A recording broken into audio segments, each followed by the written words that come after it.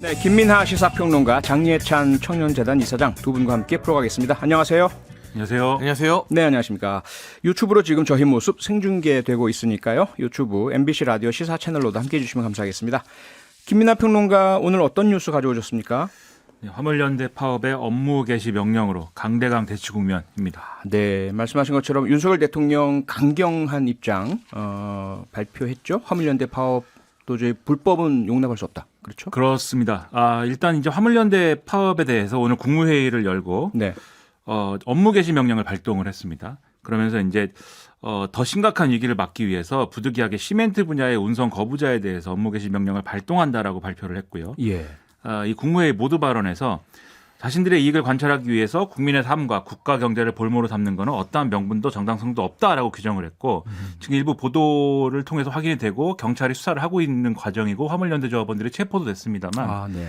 이게 이제 운송 거부에 동참하지 않는 이 화물 노동자들에게 쇠구슬을 쏜다든지 이런 공격을 하는 사례들이 있거든요. 예. 그래서 이것은 범죄 행위다라고 지적을 했습니다. 그러면서 이제 화물연대가 더 늦기 전에 각자의 위치를 좀 복귀해 주기를 바란다라고 강조를 했고요. 네. 그리고 마무리 발언에서 명분 없는 요구 계속하면 모든 방안을 강구해서 대처할 수밖에 없다라고 얘기를 했습니다. 그러니까 공식적으로 업무 개시 명령이 발동이 됐기 때문에 국토부가 바로 이제 집행에 들어갔고요. 네. 지금 시멘트업 운수 종사자가 2,500여 명 정도가 대상이다라고 파악이 되고 있다는 겁니다. 예. 업무 개시 명령이라는 거는 이게 화물 운송에 차질이 생겼을 때 국토부 장관이 국무회의 심의를 거쳐서 업무 복귀를 강제할 수 있도록 하는 제도인데 정당한 사유 없이 복귀 의무를 이행을 안 하면 운행정지, 자격정지 등의 행정처분에 더불어서 네. 3년 이하의 징역, 3천만 원 이하의 벌금 등의 형사처벌을 받을 수 있기 때문에 이게 이 법 만든 이후에 처음 발동이 된 거거든요. 네. 상당한 파장이 우려가 되고 있습니다. 장예찬 이사장 어떻게 보고 계세요? 업무 개시 명령 발동. 저는 피치 못할 선택이었다는 생각이 들고요. 예. 지금 특히 시멘트 관련해서는 이 물류 공급이 제대로 되지 않으면서 뭐 하루에 수천억 원대 손실이 나고 있다. 이렇게 되면 공사장 이제 뭐 여러 가지 작업이 필요한 분들 막대한 피해를 또 감당해야 되는 건설 것이거든요. 현장이요?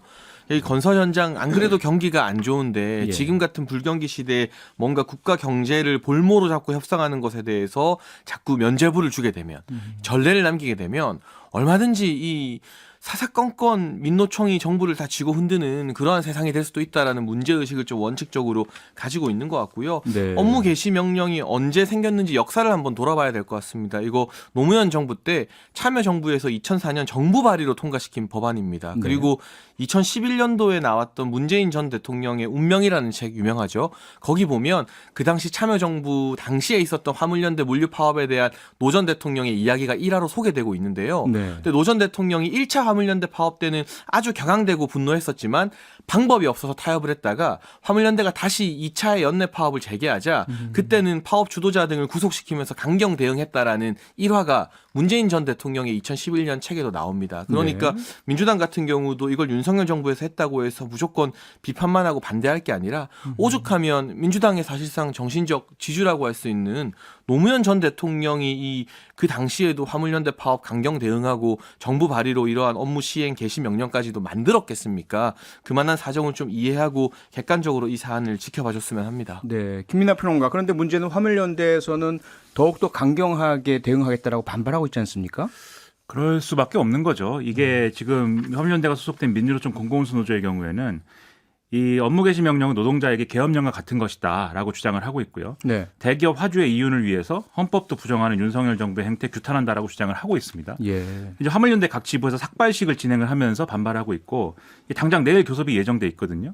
그래서 여기에 대해서 성과가 도출될 수 있을 것이냐 이것도 이제 의문이 제기가 되고 있는 상황이고요. 네. 법적인 대응부터 하겠다는 건데 지금 이제 명령 무효 가처분 신청하고 취소 소송 제기 이런 것들을 검토하고 있다고 얘기를 하고 있습니다. 네. 이 핵심적인 어떤 골자는 업무 개시 명령의 발동 조건이 상당히 추상적인 개념들로 돼 있기 때문에 이게 악용될 소지가 농후하다는 점에서 네. 이 법적으로 이제 문제가 있다라는 점이고 ILO 핵심 협약 등의 강제 근로 폐지 협약에 위반된다. 그러니까 이게 파업 참가에 대한 제재 조치로서의 강제 근로를 금지하고 있는 게 ILO 협약인데 이게 바로 정면으로 이것을 위배하는 법 조항이다라고 주장을 하고 있고요. 또 이 논리가 있습니다. 정부 논리대로라면 화물 노동자는 개인 사업자인데 개인 사업자에 대해서 영업을 하지 않겠다는 게 어떻게 불법이고 무슨 권리로 이제 영업을 개시하라 하라는 것이냐 이렇게 반발하고 있는 상황이어서 네. 이 교섭의 전망은 상당히 어두워졌다라고 볼 수밖에 없겠는데요. 네. 일단 이런 점에서 보면 이걸 발동을 하는 게 업무 개시 명령이라는 게 상징적으로 법에 이런 조치도 정부가 해놓을 수 있다, 할 수 있다라고 규정된 바는 있지만 이게 실질적인 효력을 가질 수 있게 하는 것은 정부가 선택해야지 효력이 되는 거지 않습니까? 그렇죠. 그 선택을 했기 때문에 결국은 정부의 이 선택에 대해서 평가를 할 수밖에 없는 상황인 거고요. 네. 평가를 하자면은 이게 참여정부의 예를 말씀하셨습니다만 참여정부에서도 이 조항을 만들어 놓고 발동 안 시킨 거 아닙니까? 그리고 그때 화물연대 파업이 상당히 여러 가지 사회적 파장을 낳았습니다만 그때 화물연대 조합원들 중에는 네. 스스로 몸에 불을 지르고 사망하신 분도 있었습니다. 네. 그와 같은 상황을 다시 만들 수 없는 거 아니겠습니까? 예. 그렇기 때문에 지금 이게 여러모로 지금까지 이제 화물연대가 지난번에 이제 파업하고 나서 네. 그 다음에 상당 기간 동안에 지금 이제 안전운임제에 대한 품목 확대라든가 이런 것들을 주장해 왔는데 정부가 그동안 제대로 이제 여기에 대해서 논의를 추후에 하자는 조건으로 파업을 접었음에도 불구하고 이 논의가 제대로 진행이 안 된 측면이 분명히 있어요. 그럼 여기에 대해서 신의 성실하게 또 교섭에 임하는 이런 태도를 보여줬어야 되는데 사실 시작부터 강경책을 시사를 하면서 여기까지 온 거거든요. 예. 그래 이 맥락을 돌이켜 보면은 그러면 화물연대의 파업에 대해서 뭔가 이렇게 적어도 어떤 대화와 타협을 통해서 해결하기보다는 결국 이제 찍어 누르는 강경책밖에는 처음부터 윤석열 정권이 선택하지 않았다라는 점에 있어서는 네. 상당히 노동 문제를 다루는 데 있어서 너무 일방적이다. 한쪽 면만 보고 있다. 네. 그런 생각을 지울 수가 없습니다. 그분은 어떻게 보세요? 장혜찬 이사장님. 뭔가 협상 타협 그리고 약속의 이행 이러한 부분들이 생략된 채 강경 대응으로 처음부터 나왔다. 이 부분은 어떻게 보세요? 그러니까 이게 화물연대의 지금 안전운임제라는 게 뭔가 뭐 이 부분도 궁금하신 청취자분들이 있을 텐데요. 일단 일정 부분 운임을 보장해주는 제도인데 최저임금제 같은 거죠. 문재인 정부에서 예. 이게 발의되고 통과되고 문재인 전 대통령의 대선 공약이었습니다. 네. 2020년부터 3년 동안 시행하고 2022년에 이 안전운임제가 다 없어지기로 하고 2020년에 이걸 시행했던 거예요. 그러니까 사실 이 연원을 따지자면 문재인 전 대통령이 본인 임기 때는 참 인기 끌 정책은 많이 하시고 후속 정부에게 부담을 너무 많이 떠넘겨놨다는 생각을 안 할 수가 없는데 어쨌거나 22년에 이게 일몰되기로 그러니까 없어지기로 돼 있는 걸 예. 윤석열 정부에서도 3년 더 연장하자고 했습니다. 네. 화물연대 측의 주장을 받아들여서 그러면 3년이라는 시간이 더 주어진 거 아니겠습니까? 그 3년이라는 시간 동안 좀 미시적인 부분 또 다른 품목에 대해서 데이터나 통계를 가지고 검증하면서 협의와 대화를 하면 되는 것인데 지금 윤석열 정부가 이거 문재인 정부에서 22년에 없애기로 했으니까 다 없애겠다고 하는 게 아니에요. 그럼에도 불구하고 화물연대 측은 네. 이 일몰제 자체를 폐지해라. 그러니까 아예 이걸 이 영구적인 네. 이 정책으로 만들어라고 주장할 뿐만 아니라 2가지 품목이 아닌 5가지 품목으로의 안전운임제 종목 확대까지도 요구하고 있습니다. 예. 이게 정말 필요한 거고 꼭 없으면 안 되는 거였다면 왜 그 노동자 친화적이고 민주노총 세상을 만들어준 문재인 정부에서 그때 다수당도 민주당이었는데 왜 이걸 영구적으로 안 만들고 품목도 확대 안 하고 정권이 바뀌는 2022년에는 일몰한다고 해놨겠습니까? 민주당조차도 자신들이 정부를 운영할 때는 경제에 미치는 영향이나 여러 가지를 고려해서 3년의 한시조항을 만들어놨는데 네. 그걸 또 윤석열 정부가 연기하면서 또 대화를 하자고 하는데 거기에 대해 반발하는 걸 가지고 마치 윤석열 정부가 노동자를 탄압하는 것처럼 몰아가는 건 말이 안 되고요. 법에 파업의 자유가 보장되어 있지만 파업 안 하겠다는 동료들한테 쇠구슬을 날릴 자유까지 보장된 건 아닙니다. 그런 부분에 있어서 최근 화물연대 파업이 국민의 여론에 좋은 평가를 받긴 좀 힘들 거라고 봅니다. 네. 일단 민주노총 등의 노동자 단체들은 참여정부나 문재인 정권을 노동자 세상을 만들어준 정부라고 전혀 보지 않습니다. 굉장히 뭐 말로는 마치 노동자의 권리를 보장해 줄 것처럼 해놓고 충분히 그렇게 하지 않았다라는 게 그 노동단체들의 입장이다라는 걸 먼저 말씀드리고 예. 쇠구슬이라든가 폭력이나 이런 것들은 이런 거는 반드시 책임을 물어야 되고 그렇죠. 화물연대가 이런 것들을 하지 말라고 해야 됩니다. 조합원들에게. 예. 실제로 제가 알기로는 그렇게 합니다. 근데 다만 이런 것들에 대해서 개별적으로 형사 책임을 물으면 되는 거예요. 네. 업무 개시 명령하고 이게 연관된 어떤 논리적으로 이어지는 그런 대목은 전혀 아닌 것으로 보이고 네. 그리고 이제 안전운 이제 일몰제에 대해서 말씀하셨는데 일몰제 취지가 뭐냐 일단 해보고 이 성과에 대해서 판단해본 다음에 그 다음에 정식으로 이 제도를 법제화를 완결할지 안 할지를 여지를 두고 판단하겠다는 거 아니었습니까? 예. 근데 일몰제를 이 해놓고 나서 진행한 내용들을 보면은 실제로 어떻게 평가를 해야 될 것이냐. 지금 일부 품목에 대해서만 안전운임제를 적용을 해놨기 때문에 이거를 전체적인 어떤 화물 노동자들의 예를 들면 교통사고의 횟수가 얼마나 늘어났는지 줄어들었는지 이런 것들은 평가하기 어렵고 다만 이 적용한 노동자들에 대해서 이 구체적으로 확인을 해보니까 네. 노동시간이 줄어들었다. 지금 이 화물 노동자들이 하루에 16시간씩 일하거든요. 근데 이 안전운임제를 적용을 하면 확실히 노동시간은 줄어들고 네. 노동시간이 줄어들었기 때문에 이 운전자들이 안전하게 운전할 수 있는 졸업운전하지 않고 안전하게 운전할 수 있는 환경이 조성되었다라는 일부 효과는 또 확인이 되는 거예요. 예. 그러면 이거에 대해서 앞으로 품목을 그럼 확대해 나가면서 그럼 한 번 더 보자. 이렇게는 얘기할 수 있을지 모르겠는데 이것을 품목 확대에 대해서는 얘기하지 않고 그리고 지금 안전운임제의 효과나 이런 거에 대해서는 부정적인 측면만 계속 강조를 하고 아까도 말씀드렸듯이 확인이 안 되는 거를 별로 효과가 없었다. 이런 식으로 이제 정부는 논의를 하고 그리고 지난 파업에서 분명히 이 품목 확대에 대해서 논의하겠다고 했는데 논의를 하지 않아 왔던 네. 그런 과정을 우리가 무시하고 예. 이 화물연대 파업에 대해서 무조건 강경 대응하자. 이렇게만 가기는 어려운 거고요. 저는 윤석열 대통령이 지금 여러모로 좀 정치적 위기에 있기 때문에 대부분의 이제 보수적 유권자들이 좋아하는 어떤 그림, 노조에 대해서 강경한 어떤 입장 표명하는 그런 그림을 좀 보여주고 싶은 마음도 일정 부분 작용하지 않았나라고 의심을 좀 하게 되는데 네. 저는 그것은 국가 운영하는 데 있어서 이 단기적으로는 득이 될지 모르지만 장기적으로는 실이 될 수 있다. 왜냐하면 지금 윤석열 정부의 노동정책도 노동시장 슬슬 이중구조를 알겠습니다. 해소하겠다라는 거 아닙니까? 그럼 노동시장 이중구조를 이렇게 해서 이중구조가 해소가 네, 좀 되느냐 안 되거든요. 짧게들 말씀하시고 왔다 갔다 하는 게 좋을 것 같습니다. 제가 네. 짧게 마무리하겠습니다. 저 발언 분량은. 예. 민주노총이 전 임자 만났다고 생각합니다. 기존의 정치인이라면 네. 문제 일으키는 게 싫어서 여론 안 좋아질까봐 민주노총이 이렇게 벌떼처럼 들고 일어나면 그냥 합의해주고 타협해주고 경제 상황이나 미래 세대에 대한 부담은 고려하지 않고 사인해줍니다. 윤석열 대통령은 그러지 않을 것이고요. 사측이든 노측이든 불법에 대해서는 엄격한 원칙을 세우겠다는 게 윤석열 대통령의 철학이기 때문에 네. 물러서지 않을 겁니다. 화물연대가 뭐 민주노총 시위 보니까 갑자기 미군 해체라던 미군 철수라던가 한미동맹 해체 이런 뜬금없는 시위 구호까지 알겠습니다. 거기까지 하시죠. 네. 네. 정말 이 3년이라는 시간을 윤석열 정부가 안 주는 게 아니라 추가적으로 더 줬기 때문에 네. 그 안에 또 여러 가지 통계를 가지고 진지한 대화를 했으면 좋겠습니다. 알겠습니다. 뭐 서로 다른 의견들이시면 아마도 청취자 여러분께서 잘 듣고 판단을 하시리라 생각합니다.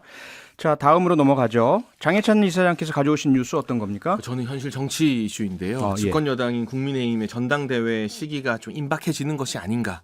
최근에 윤석열 대통령의 이 한남동 관저 정치 이야기가 언론을 많이 장식하고 있는데 예. 권성동, 장제원 그리고 윤한홍, 이철규 의원 네 사람이 관저에 방문해서 만찬을 했다는 보도도 나오고 있고요. 그랬죠. 그 이후에 비대위와 지도부가 또 만찬을 했는데 네. 그 자리에서 전당대회 시기에 대한 이야기가 조금은 어느 정도 가르마 타신 거 아니냐 속된 말로 하는 네. 보도들이 있어요. 물론 정진석 비대위원장 같은 경우는 장문 경쟁의 시절이 도래했다라면서 전혀 전대 시기에 대한 논의가 없었다고 합니다만 네. 어쨌든 해가 바뀌게 되면 예산안이 통과되고 전당대회가 국민의힘 내부의 가장 큰 이슈가 될 것은 분명해서 이 뉴스를 들고 왔습니다. 말씀하신 것처럼 사실 본인들은 부인을 하지만 언론 보도들을 종합을 하면 일단 정진석 비대위원장 등 당의 현재 주류 측은 5월 전당대회를 주장하고 있는 것으로 보이고요. 그다음에 소위 말하는 친윤이라고 하는 분들은 2월 말로 앞당겨서 하자라고 주장하고 있고 그런데 윤석열 대통령께서 2월 말로 힘을 실어줬다. 이렇게 지금 보도되고 있는 거죠. 이 왜 2월과 5월이 뭐가 다르길래 왜 이렇게 중요한 거죠? 일단은 비대위 임기 연장을 하느냐 마느냐인데요. 아하. 정진석 비대위의 임기가 3월 초에 종료가 됩니다. 네. 그러니까 2말 3초 언론에서 뭐 친윤 의원들이 주장했다는 2말 3초의 전대를 마무리 짓게 되면 네. 정진석 비대위의 임기가 연장되지 않는 겁니다. 아하. 그러니까 당원 당규상에 보면요. 비대위 임기를 한 번 더 전국이 승인을 받아서 연장할 수가 있어요. 예. 5월에 전당대회를 하게 되면 3월이 아니라 5월까지 정진석 비대위의 임기가 연장되면서 지금 이제 시행할 것으로 보이는 당무감사라던가 조강특위 등등 당의 조직을 재정비하는 일에 있어서 정진석 비대위의 영향력이나 입김이 조금 더 커지는 부분이잖아요. 네. 물론 당무감사가 돌입한다고 하지만 2월 말이나 3월 초에 전대를 하게 되면 명확한 결말을 맺는 부분은 차기 당 지도부로 넘어갈 가능성도 있거든요. 결국 이제 총선을 앞두고 전국 당협의 어떤 조직 정비의 키를 누가 지게 되느냐 네. 이 부분이 매우 민감한 부분이고 비대위 임기와도 연관이 되어 있기 때문에 5월이냐 뭐 2월 말 3월 초냐 이 부분 다들 초미의 관심사인 것 같습니다. 네. 김민하 평론가는 2월과 5월 어느 쪽으로 결정될 것으로 보십니까? 그건 뭐 국민의힘 구성원들이 알아서 네. 결정하면 되겠죠. 예. 근데 저는 이제 좀 의문인 것은 왜 네. 이 얘기를 대통령 관저에 가서 대통령이 계시는 관저에 가가지고 지도부도 가고 그 소위 말하는 뭐 윤핵관들도 가고 왜 거기 가서 얘기를 하고 있느냐. 알아서 이제 국민의힘 구성원들이 결정하면 되는 문제인데 네. 이런 것이 이제 상당히 이제 의문인 것인데 네. 왜냐하면 뭐 예를 들면은 윤석열 대통령이 이 뭐 지도부 선출이나 이런 것들은 어쨌든 여당의 대표가 중요한 문제지만 그것은 네. 뭐 당이 알아서 현명하게 결정해 주십시오. 라고 하면은 굳이 이제 관저에서 그런 얘기 안 해도 되는 것일 텐데 마치 그런 얘기 한 것처럼 보도가 나오고 있어. 이게 의문이고 네. 그게 아니라 만약에 윤석열 대통령이 어쨌든 여당을 이끄는 한 사람의 리더로서 의견을 분명히 제시해야 된다라고 하면은 그럼 지금 윤석열 대통령이 선호하는 그러니까 이 사람이 대표가 돼야겠어. 이 사람의 리더십이 필요해라고 생각하는 사람은 또 누구냐? 저 잘 모르겠거든요. 네. 그런 점들을 종합을 해보면은 이 얘기를 가서 하는 이유는 뭐며 그렇다고 해서 윤석열 대통령이 또 이 직접적으로 선호하는 그 당권 주자가 없는 이유는 또 뭐냐? 상당히 의문인 것이어서 네. 저는 이 바람직한 것은 윤석열 대통령이 이런 당의 여러 가지 뭐 당 내의 어떤 사정을 여러 가지를 얘기하는 그런 것들에 대해서는 좀 거리를 두는 게 훨씬 더 낫지 않나. 그래야 당에서 논의하기가 훨씬 더 좋지 않을까 그런 생각이 좀 듭니다. 장해찬 이사장께서는 어떻게 보세요? 이런 소위 말하는 윤심의 작용, 관저 정치, 대통령이 당무에 개입하는 듯한 모습들 이건 뭐 솔직하니까 괜찮고 좋은 건가요? 어떻게 보세요? 근데 정진석 비대위원장이 오늘 기자들 질문 받으면서 예. 뭐 전대 시기 이런 것에 대해서까지 묻지도 않고 대화 나누지 않았다라고 딱 못을 박았거든요. 네. 그러니까 장문 경쟁의 시절이라는 표현이 저는 참 재밌었는데 어허. 그러니까 이게 기사들이 소설이라는 뜻인 거잖아요. 예. 이 표현을 비루어 말하자면. 네. 근데 저는 뭐 구체적으로 이런 시기나 이런 부분에 대해서 대통령께서 이 여당의 중진이나 비대위에게 말했을 거라고는 생각하지 않습니다. 다만 여당 내부에서 차기 지도부가 당정 간의 원활한 호흡을 통해 정부 성공이 곧 여당의 성공이다라는 인식을 가진 사람들로 구성되어야 한다. 그리고 시기도 어떤 것이 윤석열 정부가 국정 운영하는데 도움이 될까 하는 부분을 가지고 각자 고민을 하고 있다고 생각을 하고요. 네. 절차상 전당대회 시기는 전당대회 준비위원회, 전준위에서 선정하게 되거든요. 예. 그러면 이 전준위원장이나 전준위원들이 어떤 성향을 가진 분들로 구성되는지를 우리가 지켜보면 아하. 전대 시기까지 자연스럽게 좀 유추할 수 있지 않을까 싶습니다. 저는 알겠습니다. 그런 생각도 들어요. 네. 정부의 성공을 위해서는 여당의 성공도 중요한데 또 정부의 성공을 위해서 여당이 쓴소리도 하고 잘못 가는 부분에 대해서는 또 일정 정도는 뭐랄까 할까요? 견인이랄까 이런 것도 해야 되거든요. 네. 저는 장해찬 이사장님 같은 분들이 지도부에 예. 가가지고 그런 역할을 할 수 있지 않나라고 생각을 하는데 출마를 하시는지 저는 상당히 궁금합니다. 그 질문을 청취자께서도 주셨어요. 5696번님께서요. 질문 이렇게 하시면서 장해찬 이사장님 혹시 최고위원 출마하십니까? 뭐 여러 요청을 받고 고민은 많이 하고 있는 단계인데 네. 아직까지 뭐 시기가 특정되지 않아서 뭐 이렇다 저렇다 말씀드리긴 좀 어렵고요. 아, 예. 다만 제가 예전에 뭐 정호영 전 복지부 장관 후보자나 네. 또 교육부 장관 등등에 대해서 물러나라, 임명하면 안 된다 등의 이야기를 공개적으로 많이 했습니다. 예. 또 최근에 저는 주호영 원내대표가 참 좋은 리더십을 보여주고 있다고 생각해요. 지금 이게 국조가 합의대로 될지 안 될지 좀 불투명한 상황이긴 합니다만 네. 예산안 처리 후 국조 받겠다라는 굉장히 또 과감한 제안으로 여야 협상에 물꼬를 텄잖아요. 예. 그런 역할을 하면서 정부에 대한 애정을 가진 분들이 차기 지도부를 구성하는 게 맞겠죠. 아, 네. 장해찬 이사장님이 제가 알기로는 이상민 행안부 장관에 대해서도 굉장히 비판적인 입장이었어요. 네. 그 이 비판적인 입장 가지고 있는 분들이 국민의힘 내에서 상당 부분 있는데 오늘 동아일보가 일부 보도한 내용을 보니까 이상민 행안부 장관에 대해서 인사조치하자는 주장에 대해서 윤석열 대통령이 당신은 무슨 그런 민주당 같은 얘기를 하고 있느냐라고 화를 냈다라는 보도가 있습니다. 예. 뭐한 가지만 정정하자면 저는 공개석상에서 이상민 장관 경질하면 안 된다. 지금은 그런 경질이 아니라 사고 수습과 책임까지 어떻게 하는지를 보고 난 뒤에 판단해야 된다고 계속 주장해 근데 왔었습니다. 비판적인 네. 입장도 얘기를 했다. 저는 이렇게 말씀드리는 건데 알겠습니다. 그런 점에서 이제 이상민 장관에 대한 인사 조치나 이런 것들도 필요하다는 주장이 커지고 있는 가운데 네. 이러한 것들을 여당에 있는 구성원들이 이상민 장관을 같이 지키자든가 이렇게 나서는 게 저는 좋지 않을 거라는 생각도 들거든요. 그런 네. 점에서는 확실히 앞으로의 전당대회에서 중요한 것이 이러한 점들에 대해서 균형을 맞출 수 있는 그러한 리더들이 많이 이제 지출했으면 좋겠는데 네. 그런 점에서 상당히 좀 주목을 하고 있습니다. 장해찬 이사장께서는 이상민 장관에게 그래도 일을 다 마치고 수습하라는 이야기를 하신 분이니까 거기에 해당되지 않겠네요. 그러면 다른 성향을 가지신 분이 지도부에 들어가야 된다 이런 말씀으로 이해가 됩니다. 저는 장해찬 네, 이사장님도 응원하고요. 그 다른 알겠습니다. 분도 응원하고 여러분 다 응원하고 알겠습니다. 쓴소리만 제대로 해주십시오. 오늘 여기서 마치겠습니다. 김민하 시사평론가 장해찬 청년재단 이사장과 함께했습니다. 두 분 수고하셨습니다. 감사합니다. 고맙습니다. 평일 저녁 6시 5분에 여러분을 찾아갑니다. MBC 라디오 표창원의 뉴스 하이킥.